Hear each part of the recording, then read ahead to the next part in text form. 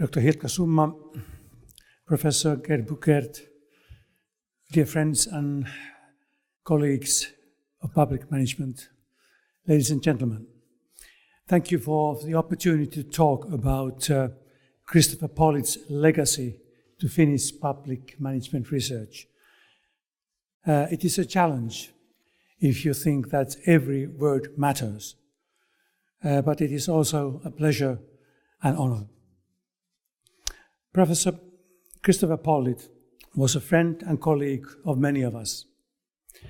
He was and continues to be well known to all Finns who do research on public management and public administration and are interested in developing organizational practices of the public sector. Allow me to reminisce briefly how I got acquainted with Christopher. It was in 1995 when Christopher's wife Hilkka, not wife at that time, was working as a professor at the Department of Political Science of University of Helsinki.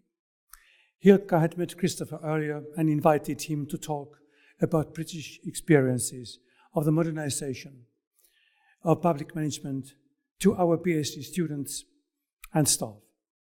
The presentation was informative and enjoyable, and also very amusing, as it always was with Christopher when he spiced his talk with delightful anecdotes from the real life of administration and politics. I still remember one of his graphics where he made it very clear that when we want to know about the effects of public sector reforms, and even when we have data covering many years of development, there has always been a time before the first year of data collection, the time we should know about, and we do not know, to understand properly the effects of long-term developments. Very often we draw erroneous conclusions when we do not know the earlier ups and downs of, for example, productivity development. After the seminar, Hilkka, Christopher, and I had dinner in Kappeli restaurant. The dinner, together with lively discussions, was very gratifying. It soon turned out that Hilkka and Christopher had a somewhat similar agenda in doing public administration research, public management research, to say the least. And when talking about Christopher's legacy to Finnish research on public management, we certainly have to pay attention to the co-authored publications of Christopher and Hilkka. In the late 1990s, they published several book chapters and journal articles about performance, auditing, and evaluation, public management change, supreme audit institutions, and the monograph Performance or Compliance that was referred to earlier by Gerd. There was an important step taken. Apart from the actual research results, Finland was one of the case countries. This paved the way to Christopher's later comparative research, where Finland was made more visible than in many earlier studies. Christopher visited and lived in Finland, both because he and Hilkka had a house here, and because he was very often invited to take part in many joint activities of academics and practitioners, enhancing the development of Finnish public management. Katju told about those projects already. Christopher attended actively the annual conferences of the European Group of Public Administration, also in 2001, when the organizers were our colleagues working at the University of Vaasa. In 2009, Christopher was the rapporteur of the Congress of International Institute of Administrative Sciences, as Katju already mentioned. The Congress was organized by Ministry of Finance and the University of Helsinki jointly. I had the pleasure to work as one of the fellow rapporteurs. The experience taught me about all the troubles and important choices made behind the scenes in creating the academic program for a global Congress. When we commented on the first versions of the paper abstracts Christopher insisted that we need to ensure proper representation of different parts of the world, although sometimes it was challenging to reconcile this principle with the quality of papers, of abstracts. This indicated how Christopher conceived the significance of cultural variation, of governmental structures, time, place, context in general, that he also emphasized in his scholarly work. They came to the practice. Christopher's role was significant in promoting comparative studies of public administration, and one might even say that his role was critical in advancing the transformation of the comparative studies of public administration institutions to the study of public management reforms, in many ways and often together with his longtime colleague, Professor Gerd Buchert. As many of us know, Christopher was the winner of the 2004 Hans Siegrist International Prize for his work on comparative government, the prize awarded by the Hans Siegrist Foundation at the University of Bern. The renowned contribution of Christopher's research was highly acknowledged also in Finland, when the University of Vaasa gave him the honorary doctorate in the field of administrative sciences in 2006. The Department of Public Management at the University of Vaasa was and continues to be specialized in comparative studies of public administration and management.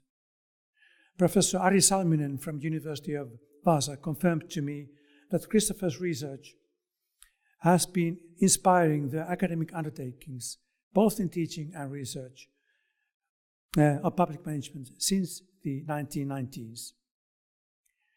Christopher also taught their master students. Ari Salminen pointed out that many of Christopher's books have been used as textbooks in their master and doctoral programs. For example, The Essential Public Manager, Public Management Reform, from the first to the fourth edition, written together with Gerd Buchert, and Handbook of Public Management. The same applies to University of Helsinki, where Professor Markku Temmes had strong emphasis on comparative studies since 1990s, and where Christopher's and Gerd's seminal book on public management reform has been used as a textbook since its first edition launched in 2000. We should not underestimate the role of textbooks in formulating the legacy of scholarly thinking. The students and graduates eventually working in European and global public and private organizations. Imagine the number of students and researchers who have read the book during the nearly 20 years in Finland and in very many countries. Many topics of bachelor and master thesis and doctoral dissertations have emanated from this textbook alone. According to Google Scholar, the references to the book can be counted in thousands, perhaps exceeding the limit of 10,000 already. And probably there is no Finnish dissertation in the field of public administration and public management without reference to this book. Christopher continued his research after retiring from Public Governance Institute of Catholic University of Leuven at the end of 2011. Comparative research and perspectives were again in the focus. For example, Christopher was in charge of one of the work packages of the gigantic European project of comparative public management, the project called Coordinating for Cohesion in the Public Sector of the Future. This is EU language. It's totally incomprehensible.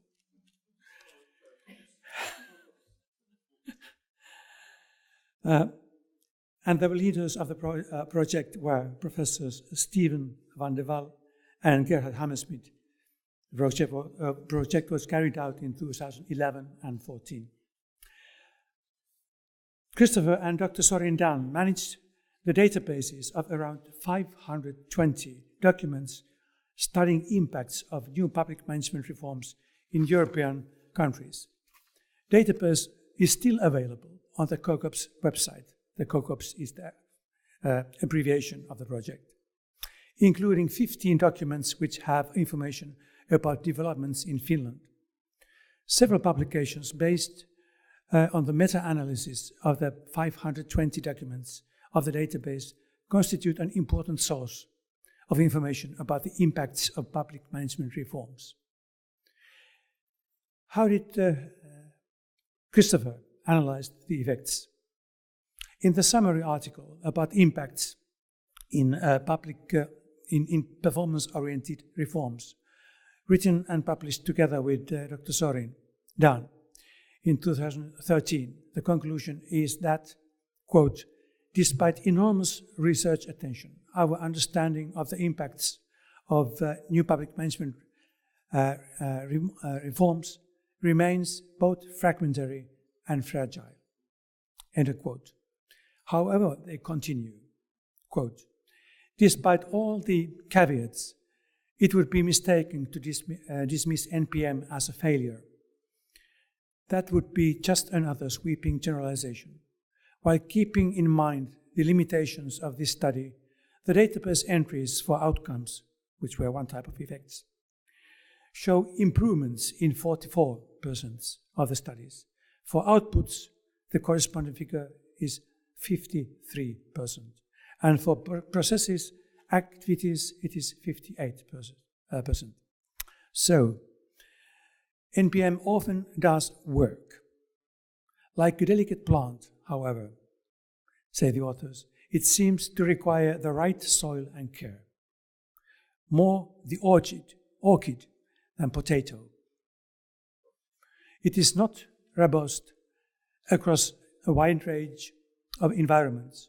One message would therefore be that would-be reformers need to look rather hard at several dimensions of the local context before they decide that NPM is the answer to their problems, and certainly before they decide how to implement it. This is the key takeaway message from our research. It is not new, but what is new is that in our research, it is based on a systematic review of an unusually large body of literature across Europe. End of quote. This is how Christopher analyzed the impact. Finland was also one case country in the COCOP survey of senior executives of central government that was conducted in 19 European countries. I was personally in charge of the implementation of this comparative survey together with Ministry of Finance in 2014. The data has been used in various reports published by the members and associates of the COCOPS project. There was also a separate Nordic project that was based on the COCOPS survey data. The project compared public management between the Nordic countries on the one hand and between the Nordic tradition and other European traditions on the other hand. The book Nordic Administrative Reforms, Lessons for Public Management was published in 2016. This project, inspired by Christopher's work, again added the visibility of Finland in comparative research and to the expectations that Finland continues to be an active partner in international research in our field. One element of the legacy of Christopher's work is the strong emphasis on contextual circumstances that vary by time and place.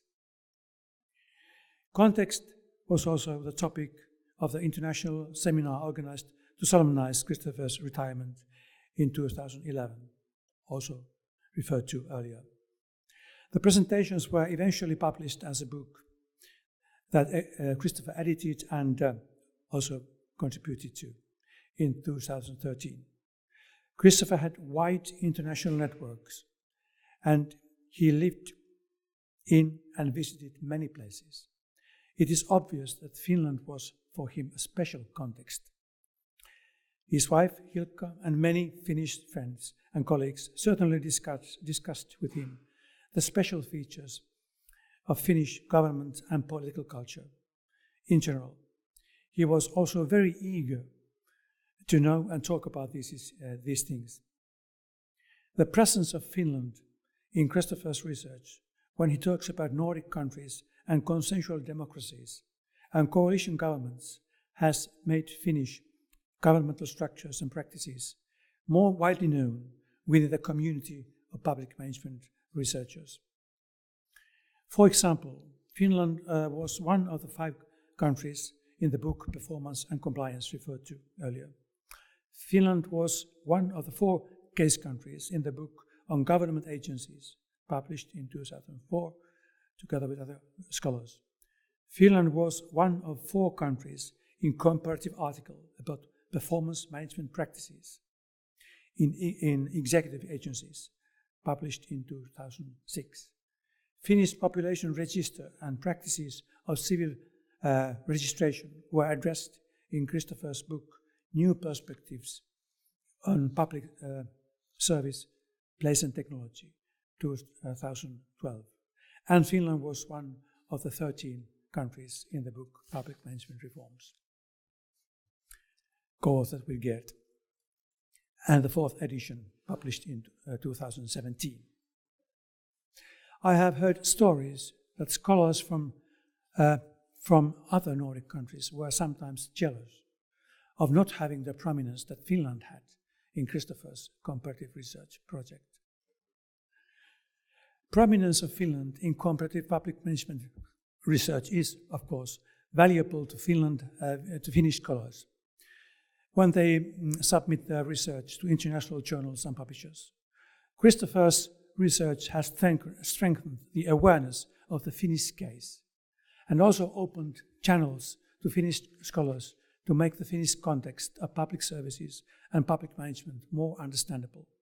Moreover, Finland's excellent, if not outstanding performance in many rankings related to good governance, competitiveness, education, healthcare, and even happiness has raised curiosity towards Finnish culture. I have a gut feeling that there will be more invitations to Finnish scholars to contribute to comparative studies in the field of public administration and management. Christopher's legacy to Finnish research on public management has now been given in the sense that he will not write anymore. But have we used all the opportunities the legacy provides us with?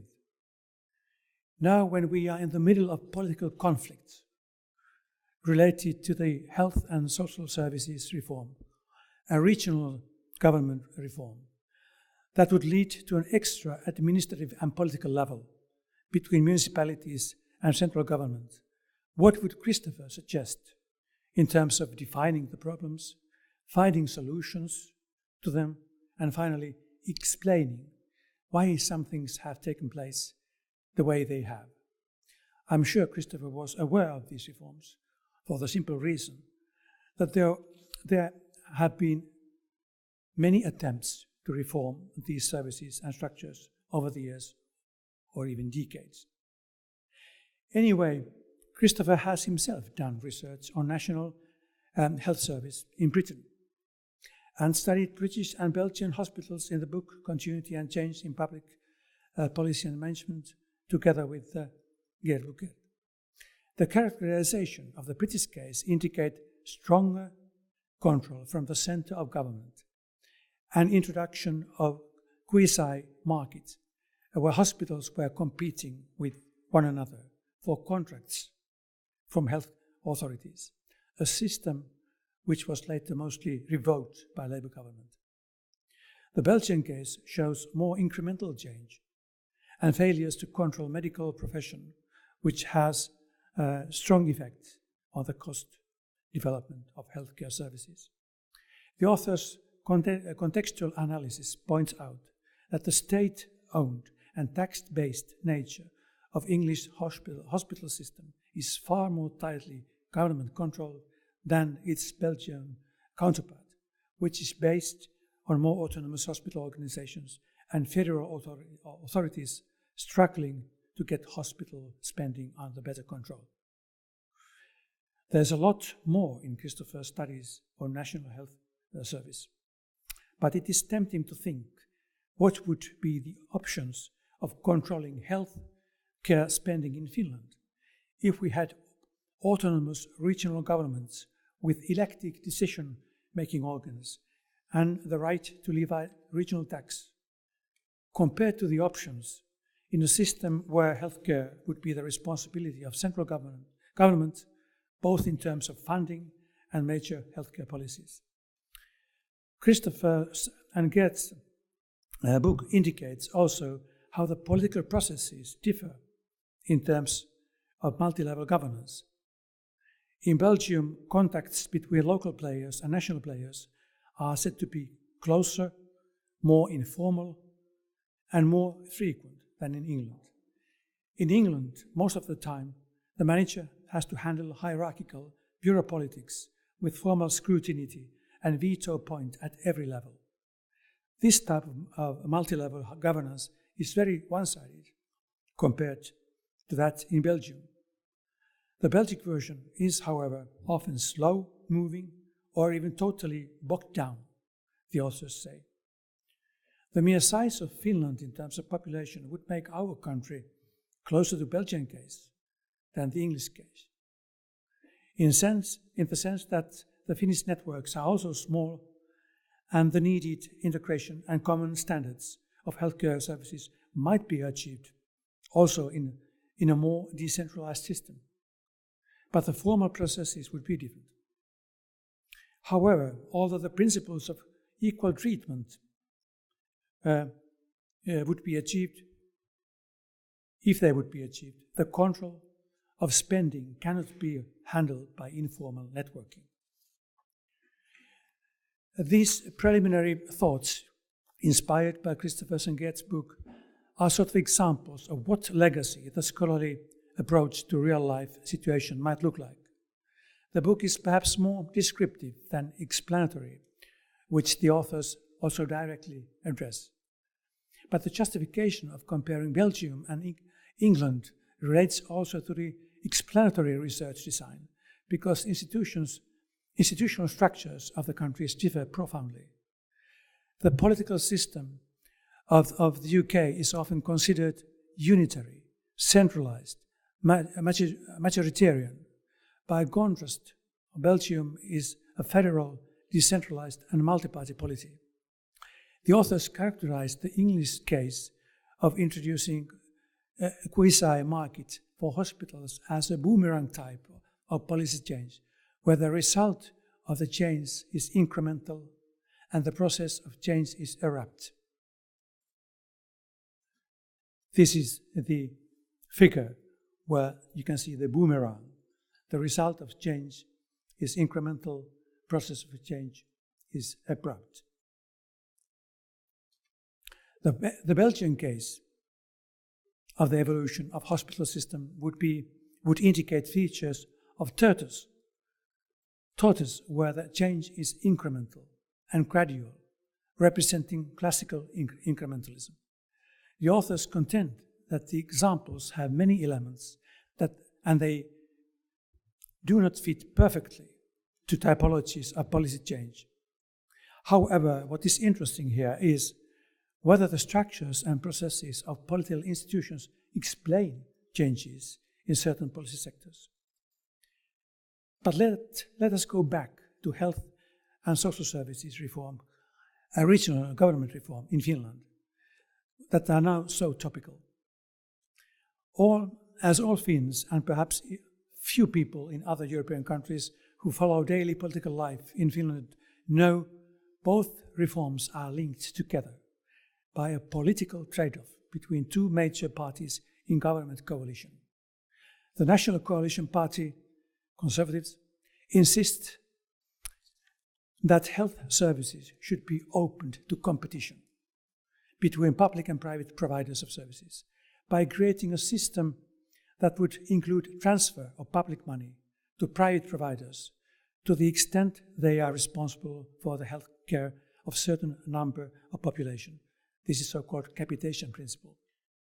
The Centre Party insists on its part that Finland should finally establish a regional government system where each county would have a set of formal decision-making bodies based on regional elections and perhaps later also on the right to levy regional tax. Many experts oppose both reforms. Some support the regional government reform. In Finnish politics, both reforms, as they are now being designed, can be characterized as a sudden change, where the result of change is radical and the process of change is abrupt. It is an earthquake reform in the typology, earthquake reform. Christopher and Gerd used this typology in their research. Well, one may ask, what kind of political system would be able to decide and implement an earthquake reform? A standard starting point would be that a unitary state with majoritarian executive government has the political capacity to decide and implement earthquake reforms. This generalization is also the starting point of Christopher and Gerd that they use in their seminal book, Public Management Reform.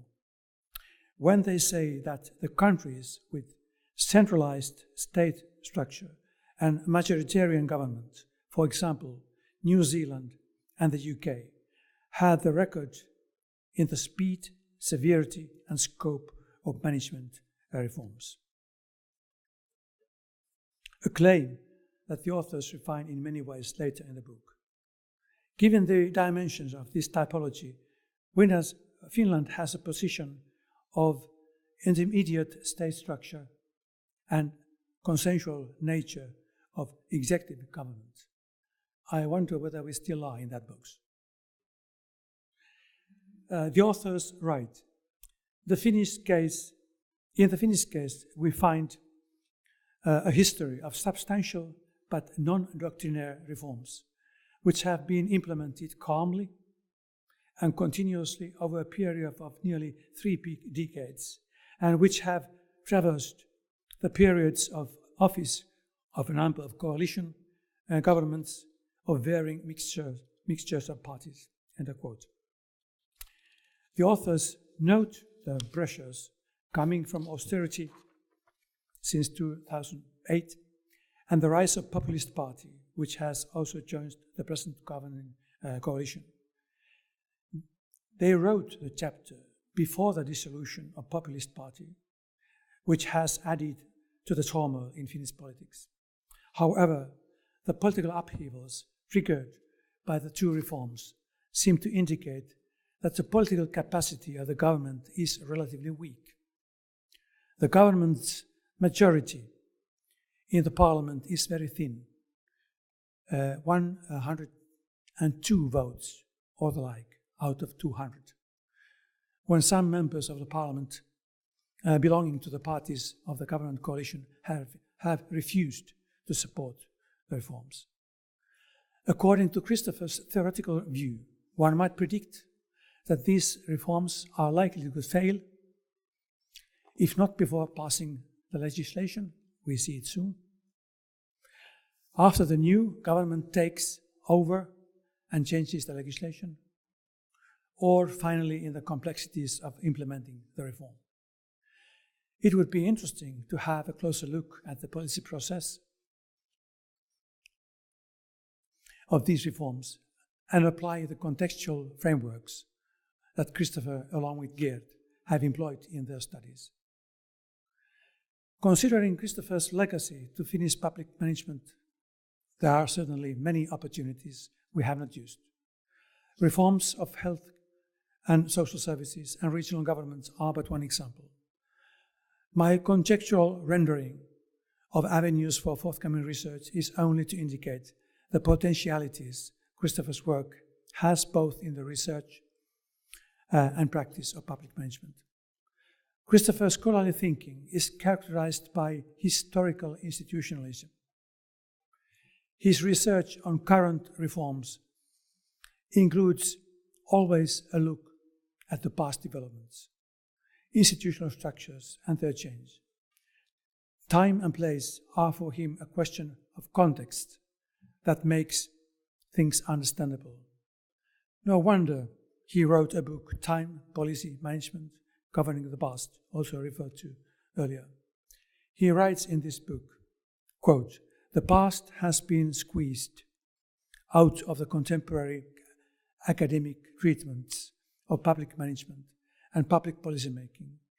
Even where it gets a mention, it is usually in an untheorized role, most commonly as a crude and unwelcome constraint on current option, a hangover."